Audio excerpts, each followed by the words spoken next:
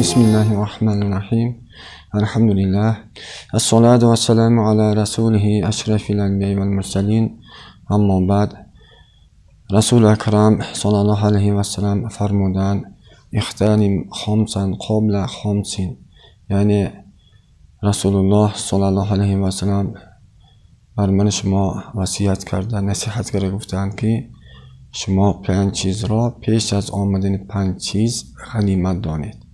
یکم گفتند شبابک قبل حرامک، یعنی جوانی را پیش از آمدن کهنسالی غنیمت دانید. یعنی در جوانی کردگی کارهایمان، در جوانی یاد گرفتگی یک کسب هنر ما، در جوانی آموختگی علم ها ما مکمل میشده است. برای همین جوانی را غنیمت دانستن بسیار با طلب علم یا با آموختن یک کسب هنر مشغول شویم، مگری همین گفته رسول الله صلی الله علیه و سلم ما کرده میشتیم. دویم گفتیم که صحتی که قبل حرامی که، یعنی سلامتی را پیش از آمدن کسلی غنیمت دانید. در حقیقت متخصصان همین ساحه طب هم بسیار تاکید میکنند که یک کسلی پیش از دوا کردن پیشگیری کردنش افضل، پیشگیری کردنش آسان میگن.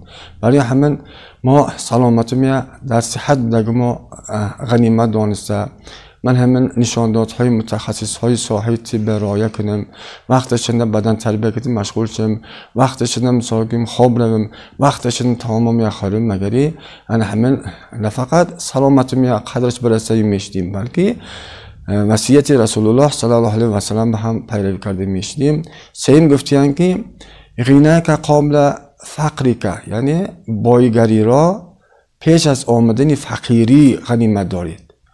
در حقیقت الله تعالی بنده هایش را به هر خیل راه کتی امتحان کرده است، میکرده است. بعضی آدم ها را پول مال دولت بسیار داده مونده امتحان میکرده است، کنی و این بندم به اینقدر مال پول دولت داده موندیم حق من را ادا میکنند می نمیگفته. دویم بنده را فقیر کرده، کم بغل کرده امتحان میکرده، زیرا کنی این بندم همین رزق روزی رساندگی من صبر میکنند، می قناعت میکنند، می گفتگی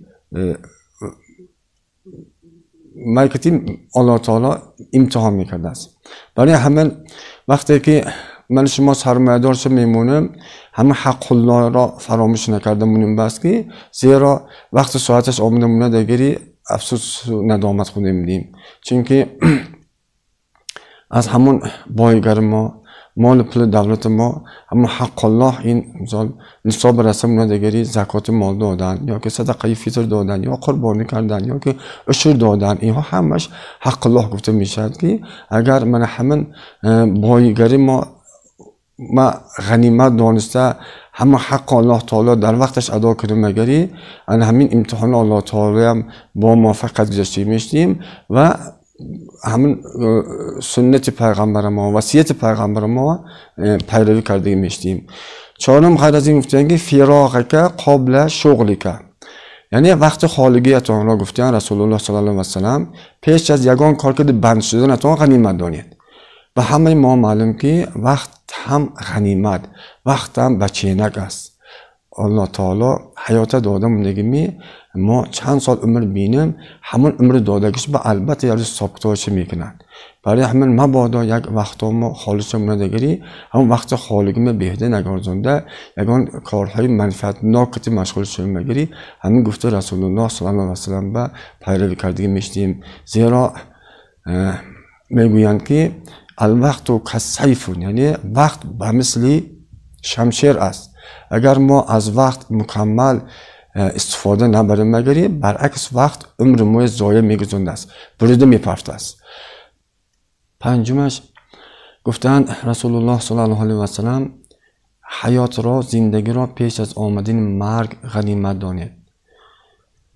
در حقیقت به همه ما معلوم که انسان در این دنیا جاوید نیست چخیلی که الله تعالی در قرآن کریم میفرماید استعوذ بالله الذی خلق الموت والحیات لیبلوکم ایکم احسن عملا.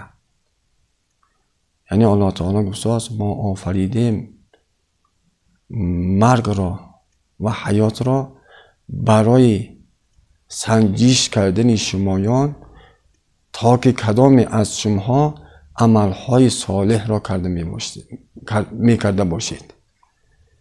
برای همین حیات دادموندگی قدرش برسته، غنیمت دانسته، تا قدر امکان موافق نشاندادهای شریعت اسلام از سرگذراندن به حرکت کردن ما در کار بوده است. الها پروردگار 18,000 عالم همه حامیه من همین عملهای صالح کرده گشتم و در عبادت الله تعالی ثابت قدم شدم به نصیب روزی گرداند. الحمدلله، الصلاة و السلام علی رسول الله. السلام علیکم و رحمت الله و برکاته.